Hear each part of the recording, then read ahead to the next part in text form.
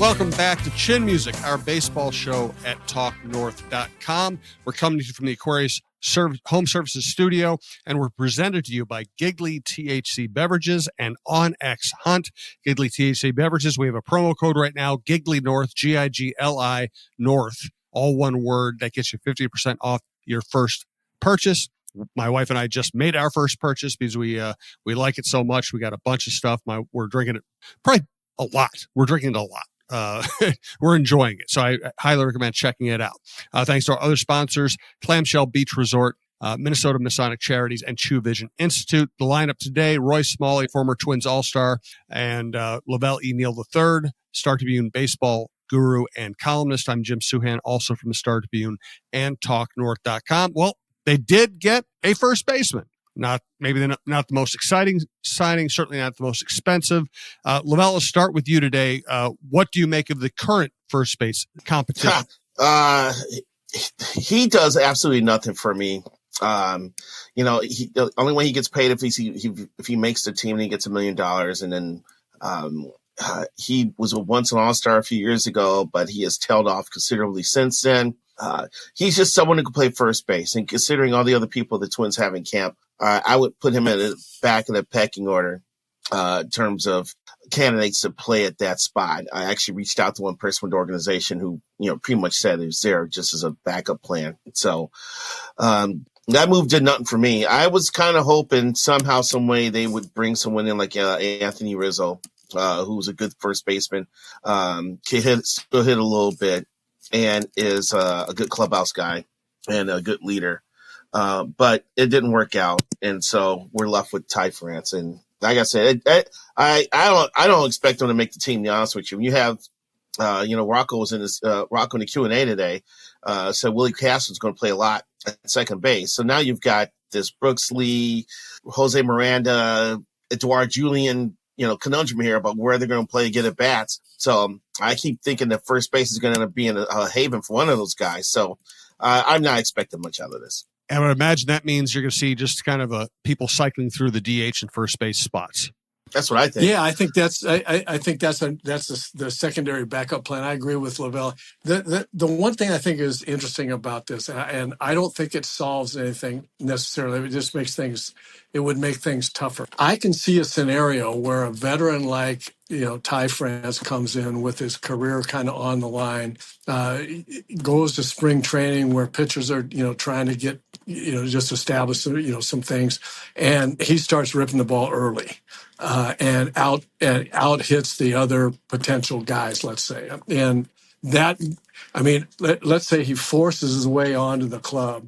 I think it just makes it, I think it makes everything worse, not better, because I tend to be with LaVelle about where he's going on a full in-season basis, which is, probably not much, but he could make things weird by having a big spring, especially early. So, we'll wait and see. So you're saying he could be the Luke Hughes or Pedro Munoz of 2025? Yeah, you just don't know. Spring training is such a wild card, and for this guy to come in, like I say, with a whole lot to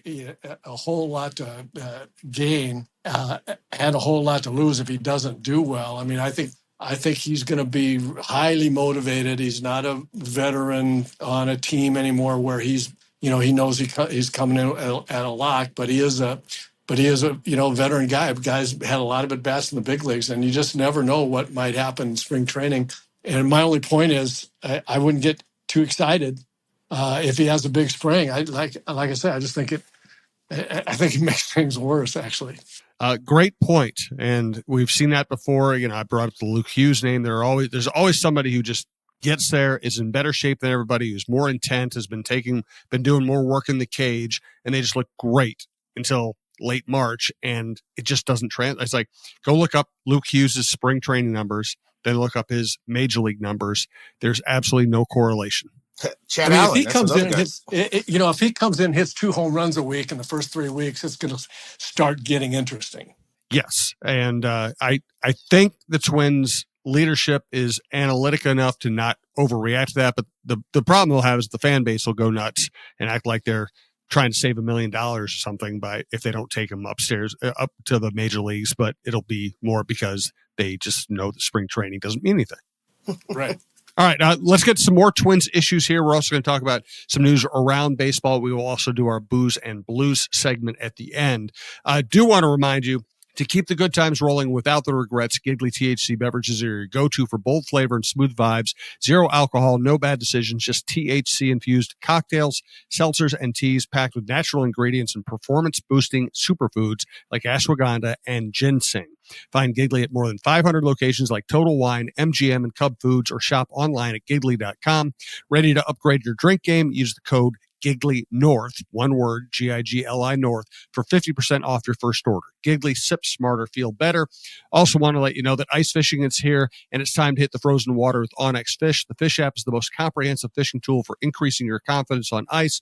Use OnX Fish to find new places to fish and sort lakes by species, abundance, trophy, and keeper potentials. OnX Fish also shows you hot spots, lake-by-lake regulations, and private and public land ownership information. For a limited time, download OnX Fish for free in Minnesota and Wisconsin, or go to onxmaps.com/fish to get more information on the app that is changing the game on ice. All right, so we all agree that Ty France is a depth move. It sounds like Willie Castro is going to get a lot of playing time. That means you're going to have kind of a bunch of people moving around trying to be potential, temporary DHs and first basemen. Right as we speak right now, we'll start with LaVelle again. Who's the opening day first baseman? Oh, let's get cut to the chase, huh? I'm going to say it's going to be Jose Miranda. Also, it kind of depends on who's starting for the opposition that day, but I think Miranda's his play. He's played enough games there, and he's got the ability at the plate to be a horse. I mean, his month of June last year was brilliant. And he's at the point now where you got to see if he's going to be an everyday regular or if you need to move on from him. And the first base is available. His defense has never been a strong suit. They had him at third base because they couldn't find another place to put him. And so they're going to see if he can play at first. So I'm predicting Miranda. I still think it's going to be more of a timeshare with him and Julian, especially, platoon wise against lefty and righty pitchers. But I'm going to say Jose Miranda. That said, I'm thinking now that we very well could have a Pablo Lopez versus Sonny Gray opener in St. Louis, right? So that may call for a left-hander. So it may be Julian. Sure. And when I talk about opening day first baseman, I don't mean who's actually going to be in the lineup that day. I mean who's kind of your number one first baseman the first week of the season. I would guess that it's going to be Jose Miranda as well. What do you think, Roy? Yeah, I think so. He's just too tantalizing. The streaks that he has periodically make you think and hope that eventually, as he continues to get at bats under his belt, that he figures it out to be the consistent hitter that looks like he could be. And and when you say consistent, it's have the big month of June, have a normal month of July, have a 2-week little slump in August, and then get it back. It's not the big roller coaster. It's the closer, the narrower sine wave of up and down. And I think everybody's just hoping that he can have that offensively. I think I think it's a better. It'll depend on spring training. It's a better bet that over the course of the season, Julian's going to get unless there's a trade. Julian's going to get games at first base against right-handers, and I think it's incumbent on Julian, if that's going to be the case. He's got to have a big spring. He is not a good defensive second baseman. As I've said before, I just don't think that's ever going to happen. And going to first base doesn't just solve defense for him. There's a lot to learn and a lot to master at first base. So he's got to hit a ton. I mean, if he's going to be just an average at best defensive player, at least for a while, he's got to hit a ton. Or I think you have to leave Miranda in there and let that bat percolate in the lineup. So, I think it's Miranda. I think they think that if all else fails, they can platoon over there. you don't see a lot of pennant contending or postseason contending teams with a platoon at first base, neither of whom is a great defensive player. Right. Yes. True. Very good point. Let's talk about pitching here. It's pretty remarkable for a team that, collapsed down the stretch last year, didn't spend any money last year, isn't spending any money this year. Given all that, it's amazing how settled the pitching staff is. Roy, how confident are you in this group right now? First three guys, very confident. Lopez, Ryan, and what Bailey Ober did last year. And just real quickly about Bailey Ober, I think he has the mindset and the stomach for that to be a real deal. What he did last year, how he pitched so well was a real thing. Where, throwing his fastball in good spots, throwing a really nice breaking ball in good spots. Continuing to improve that changeup against left-handers and throwing that in good spots. I mean, that was a real thing, and I don't think it was a flash in the pan. What I'm saying is, I think his mental and gut makeup are the real deal too, and I think he follows that up. So, those three guys stay healthy. I think that's going to give the team a chance to win every time one of those guys goes out there. The reason it feels settled is I think the Twins really liked what they saw from David Festa, and he was pretty good after having a slow start. He was pretty good in the same kind of way. It looked like he's got enough fastball, plenty enough fastball to go with the secondary pitches, and the secondary pitches got to better spots and during the course of the end of that season.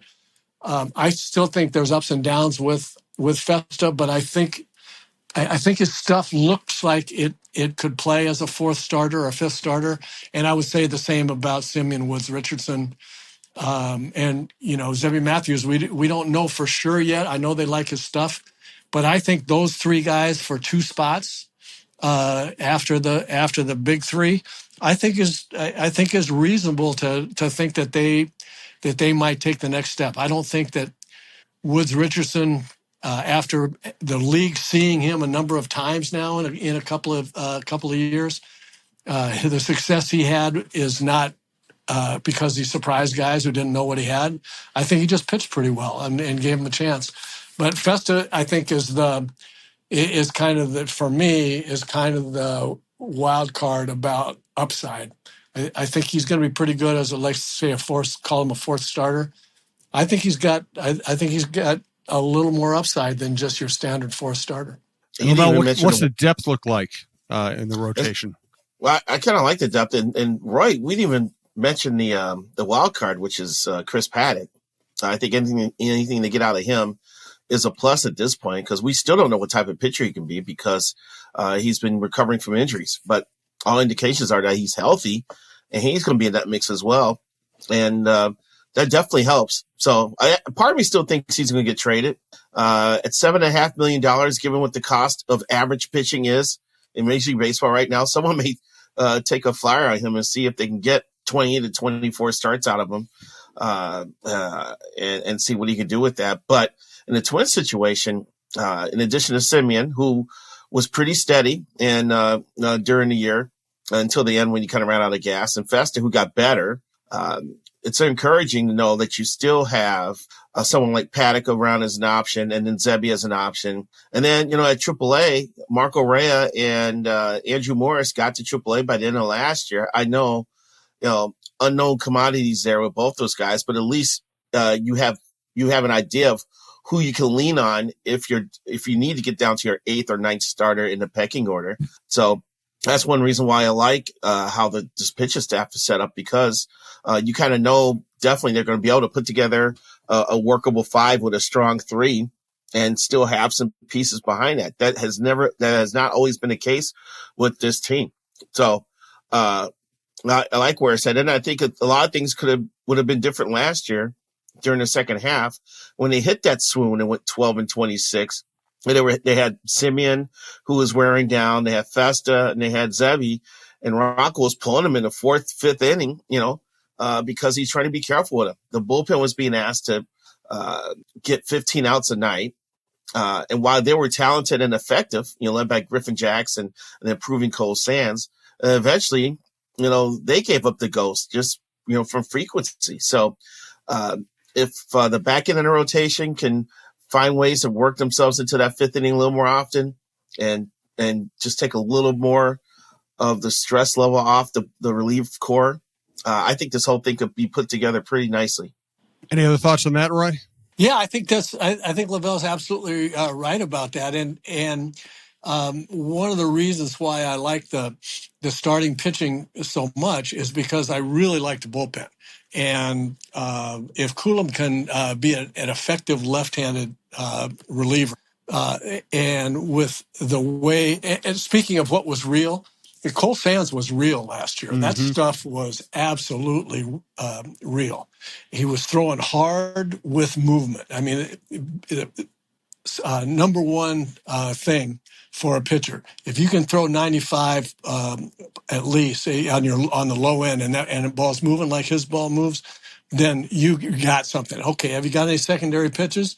His breaking ball, his slider was good, and his changeup was really good. Speaking of movement, and so that was a real deal. He would come in, and hitters would look absolutely confused. So with him, and then the back end, the two horses in the back end, and if Coulomb is, and we're not talking about anybody else. I mean, just with those four guys, it makes me like the starters better. And to LaVelle's point, if the fourth and fifth guys can pitch into the sixth inning more often, then I think the bullpen makes the starters an awful lot better than they may look on paper. Agreed. All right, we're going to get to our booze and blues to end the show. We'll talk a little more about the landscape of baseball here in a second.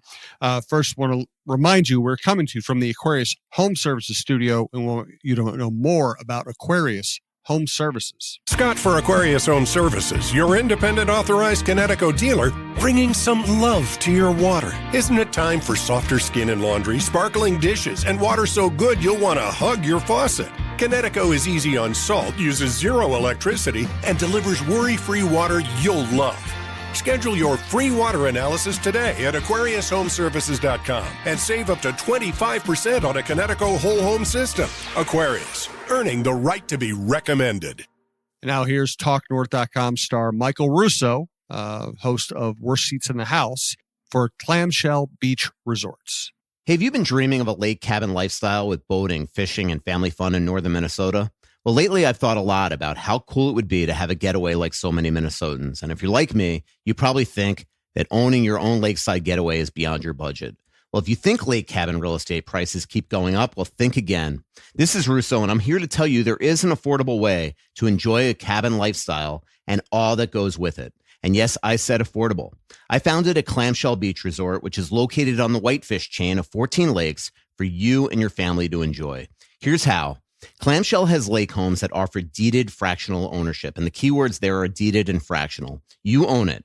Imagine having 5 weeks a year to enjoy Clamshell with its beaches, pool, and lodge that's full of kids' activities. Is golf your game? There's a great golf course right across the road. Like winter sports? Well, you can go ice fishing, cross-country skiing, or snowmobiling right out the door at Clamshell. And there's no maintenance, no grass mowing, no snow removal. It's done all for you. And you can own a share of Clamshell Beach Resort at an affordable price. To learn more about ownership opportunities at Clamshell Beach Resort, go to cottagesonwhitefish.com or contact Pat Egan at 612-220-9819. That's cottagesonwhitefish.com or Pat Egan at 612-220-9819.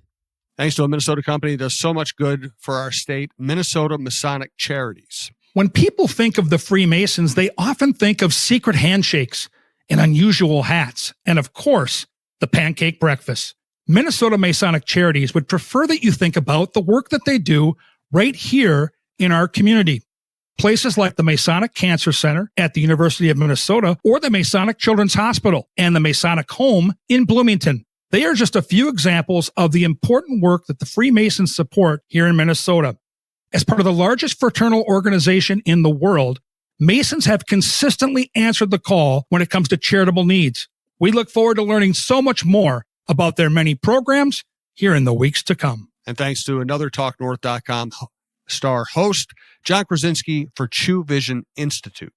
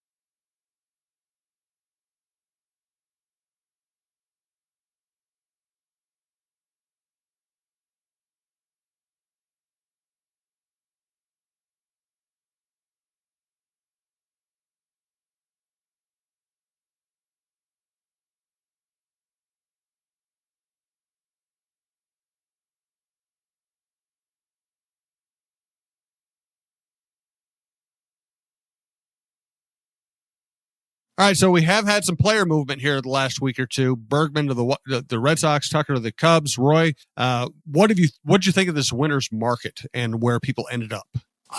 I think it's fascinating. You know, the stuff that happened, of course, it was led by, Soto becoming a billionaire in New York. That contract was incredible. And I was sorry to see him leave the Yankees because, I don't see the Mets as often. But good that he stayed in New York. I mean, he's a New York guy. He's a New York star, and that was good. I was surprised, the Astros, it said, okay, they say bye to Bregman, bye to Tucker, two really good players.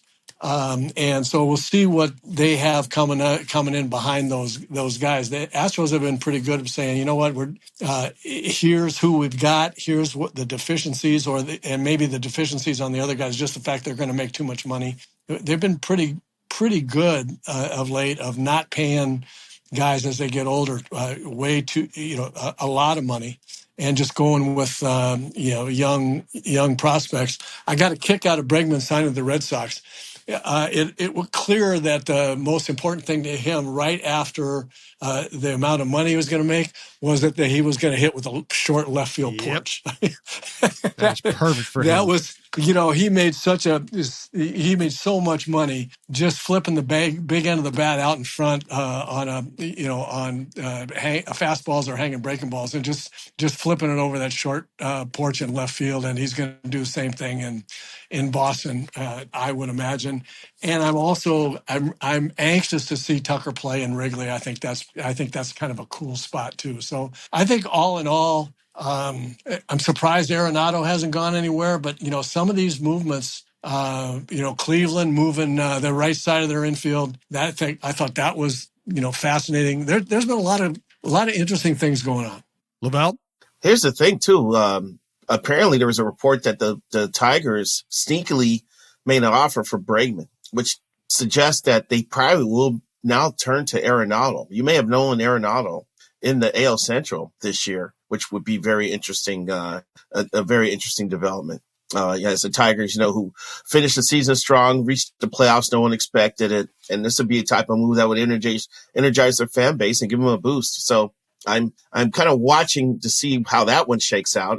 The Padres, who had not made a move the entire offseason, with infighting between the widow of the former owner and his sons, over who has, managing control of the team. They signed Nick Pivetta to lengthen their rotation a little bit. So it's crazy how you used to know everybody's roster by January 1st, but it's slowly but surely getting pushed back to when camp is open. You have all these transactions that occur late. I don't know if they need to have some sort of trade acquisition deadline. I don't think that's fair, especially when you're trying to start a season. But it's kind of crazy how there's still free agents out there who are quality. Yep, no doubt about it. All right, let's go to our Booze and Blues segment. We'll have more Twins news as it occurs. Keep checking back for the show for insights, developments, and we'll tell you more about. By the way, before we get to that, LaVelle, anything new on the ownership? I assume nothing new at this moment. No, I may have something for you guys next week though, because we're getting closer and closer to. We got about 6 weeks out here. I got to imagine if they're on the path that they said they are, they're at the point where now they're going to start bugging people for, okay, what's going to be the final number here? What number are you talking about? Is there a buy now date number that you want to pay us for? Now that the Wolves situation seemingly is under control, all eyes are turning to the Pollette thing. So we'll know something in the next couple of weeks, I would imagine. Sounds good. We're going to go to the Booze and Blues segment. While these gentlemen think of their contributions, I will just, I keep pounding the same drum, but just because a lot of things have been happening in this realm. Now there's another documentary out about the making of, some of the Beatles films that are finally kind of all coming to light at this point. And you can actually now, I think it's on a Scorsese production, you can actually now watch the entire rooftop concert in London with the Beatles, which is just fascinating to watch. It's also fascinating to watch England trying to shut down a Beatles concert. What's wrong with you people? So that's my contribution to Booze and Blues today. LaVelle, you got anything? Booze wise, I think I speak up for one of my favorite bourbons, and I hope everybody who likes bourbon out there will try it. I probably have tried it before. It's called Eagle Rare. Eagle Rare has a wonderful finish. You can taste a little oak. You can taste a little honey in it. It's got it comes in very robust and it goes out really smooth and leaves a great aftertaste. It's one of my favorite bourbons. It's great with an old fashioned. I know I spoke highly of Buffalo Trace. I think I talked about Beanball Bourbon here about a week ago because I just returned from Cooperstown, New York. But Eagle Rare is right up there among my preferred bourbons. So if you haven't tried it, I would suggest giving it a chance. It's definitely worth the time, the effort, and the cost to try a little Eagle Rare. Roy, you got anything? Yeah, it's a good call by LaVelle and Eagle Rare. It's awfully good bourbon. I think if you're talking Eagle Rare and Buffalo Trace that he's been talking about, I think you're in pretty good company there. So nice call on bourbon, LaVelle.